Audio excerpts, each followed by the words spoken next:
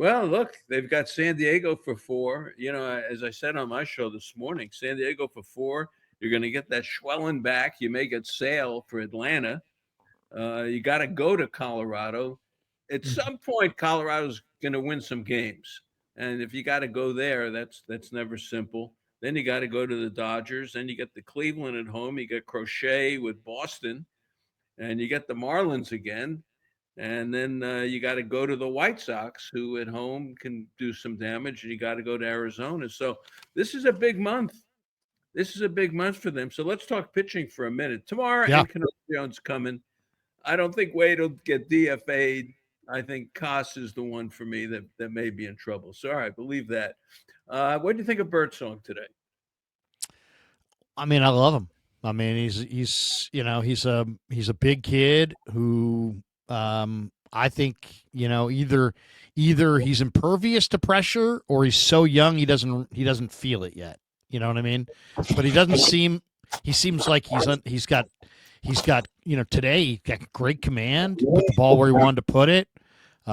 Struck out 5, didn't walk anybody. I mean, guy looked pretty good. Worked into the 6th. Um, you know, threw strikes, moved through all of his pitches. I really like him. Really like him a lot. I think he's an interesting pitcher. He's a big guy. He's got good stuff. As far as how he got guys out, he got 10 guys on called strikes. 12? He got 10 swinging strikes, 12 or 10 called strikes, 12 swinging strikes. Only 19 or was it? Let's see, is it 19 foul balls?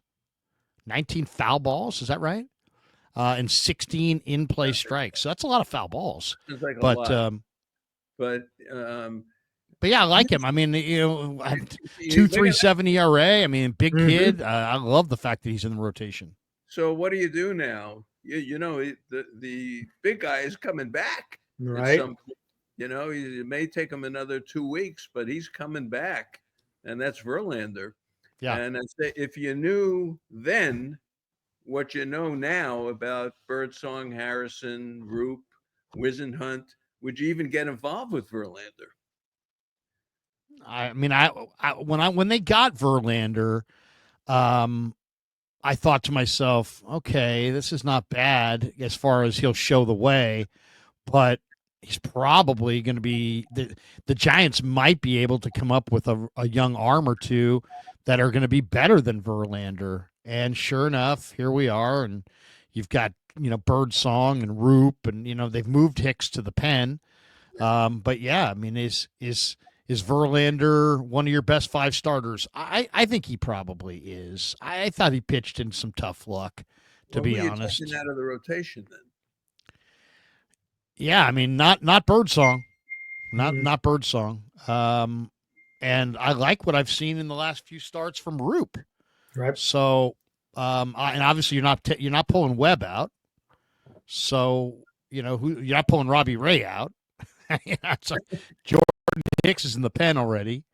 Yeah. But I mean, I was kind of hoping that Verlander would get off to a hot start and that they would have an asset that other teams wanted. And Well, right as they were getting ready to commit to the Harrisons and the Bird Songs and the Wizenhunts, well, that somebody would give you a decent something for Verlander because they feel like he can help them. But he hasn't necessarily pitched that well enough to be that kind of an asset. Well, I think your alarm clock is going off a little early. I knew you'd be on it. We talked about it this morning. Kerry Crowley brought it up, and that is trade Verlander once he's back in pitching and if you get a bench piece. Look, Houston needs pitching. There are teams in Cleveland may need a pitcher. The Yankees could use him, in their starting rotation. He probably has some limited value, but I just like Dan is going nuts talking about play Schmidt, play Matos, play the young kids. You'll never know what you got. You never know. Dan wakes up in the morning and says that to his parakeet. He says it so they can repeat it to him. Um, you know, if you can get rid of Verlander right now and get something back for him, I'd feel comfortable going with this pitching staff. I think they should explore it. Now, would anyone take him because he's hurt? No. If he's going to need a couple of starts, and if that's the case, I guess Harrison goes back to the bullpen. I guess. Well, the Giants are in this kind of weird spot. I mean, and it's where they are they a playoff team? Are they not? Are they trying to get to win this year? Are they trying to win next year? What are they building for? Right back. I gotta do a quick thing with Heather here. Sure. I'll be right back. Keep talking. No problem. But I just think that the Giants situation is, it's like it's complicated because it's like they've got they're in it enough this year to go for it. But then they also, you look at these pitchers and you're like, well, wait a second. All these guys are about the future. And then you look at teams like the Yankees. I mean, the Yankees right now are desperate for a third baseman. And you've got Casey Schmidt sitting there who you could trade, or you could trade Chapman to the Yankees and put Casey Schmidt on third. So it's just like the Giants have options of things they want to do and how they see things. Do they want to go with guys that are about this year and try desperately to get into the playoffs this year? Are they trying to, build up, the future of Giants baseball and, so they could be good next year? I don't know. I mean, it's like you got to go around the diamond and say, is this guy part of the solution or not? Like, is Bailey your catcher, or is Bailey such a crappy hitter that he's not your catcher? Is Chapman your third baseman, or is Chapman a huge disappointment and you should try to get off of Chapman and get down the road? It's like, should they go for it this year? Should they try to find the guy like Verlander? If you're trying to go for it this year, you probably want to keep a Verlander. But if you're trying to kind of set yourself up for 2026, then maybe you want to invest in Wisenhunt and move Verlander. So I don't know. They've got some tough decisions on their hands right now. All right, Eric, what did I miss? No, Larry's just talking about the direction that the club wants to go, especially at the trade deadline. And I like what you're saying. You trade Chapman, is that what I heard? Yeah, I heard Chapman. What I'm saying is that okay? So the Giants aren't like, they're not like the best team in baseball or anything. It's not like, oh my God, they absolutely have to go for it this year. They haven't been in the playoffs in quite a while. And you look at their situation and it's like, you almost got to go reassess across the diamond who's here, who's part of the solution long term. I mean, I would think Bailey is their long-term catcher, but Bailey can't hit at all. And so Bailey might not be their long-term catcher. And then is the Yankees badly need a third baseman. You have two.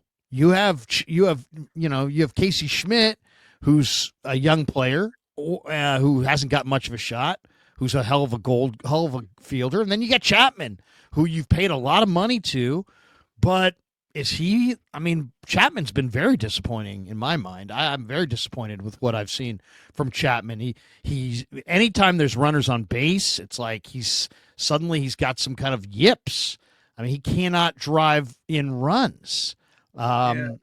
So I don't know. I don't know. I mean, who's here long term? Is Verlander? Is it all about this year? If it's all about this year, keep the Floreses and the Yazes and the Verlanders. But if it's all about next year, then trade the Yazes and the Verlanders and the Chapmans and the. You got the pitching to do some damage if you can get in. Or you may get wiped up, because you can't score. You just make it. But you got enough to take you through the season and possibly get in on the pitching side. But what's the better plan, though? Is the better plan to stay with Verlander and Robbie Ray and these? Robbie Ray's 33. Robbie Ray is having an amazing year. Okay, if you're sticking with your plan, shouldn't you trade Robbie Ray for something really, really great in July and use him as the trade asset? Instead I hear people going, well, you got one more year and then you need to extend Robbie Ray. Whoa. what is the plan here? I thought, isn't the plan to go with the Wisenhunts and the Bird Songs and the Harrisons and the Young Arms, and these other guys are just there to, help you get through it and then potentially be trade assets? This is where the Giants, I think, are really kind of a organization that needs to have a leader with some conviction, which they haven't had since Sabian was here. And I don't know that Buster is that. But you got to have a leader with some conviction who says, you know what? Yeah, we're sort of in it, but we're crappy. We're not good. We can't hit at all. So let's do this. Let's trade Robbie Ray, because Robbie Ray will bring us Samuel Basallo. And now we've got a catcher who can hit. Now we don't have to play our anemic hitting catcher. Now, you know what I'm saying? It's like all my advice to Buster would be keep building. Don't do what Farhan did. Farhan could have traded Rodon, didn't. Could have traded Bumgarner, didn't. Could have traded Gaussman, didn't. And then wound up with didn't have a very good enough team and got fired. Yeah, but those are free agent guys leaving, and you didn't want to. You thought maybe you had a shot to still get something done. I would have moved them anyway. I would have moved them anyway, because we knew they weren't going to be re-signed. That was the problem. They were gone. Mm-hmm. So that was the problem. But for someone where this team is right now in the scope of Major League Baseball, in this National League, which is a better league than the American League, I'll tell you that, I think the Giants still have that chance. But you can't go with this offense the way it goes. Ultimately, it's going to eat you up. And I've said it a million times. It depends what you do in the division. And we're going to get a good look at it now with the Dodgers and Colorado and San Diego and Arizona again over the next month. They've got to win in the division. And when you hit like this, I don't care how well you pitch, you're going to have trouble being better than 500 in the division, because this division hits. Mm-hmm. Arizona hits, the Dodgers hit, Colorado's going to hit at home. We know that. And San Diego is a decent, we've seen them already. They can play. So for me, I give it another month and before this kind of stuff. But the Verlander thing is now. That's going to be happening in a couple of weeks. And I think that's something they should seriously look at. And I think that's something to do. One other thing, though, that has to be mentioned here. Today is June 1st. The Giants had not scored 5 in a game since they beat the A's on Friday, May 16th, 9-1. Yeah. 5. The Giants have not scored 5 in any game, win or loss, since in 2 weeks.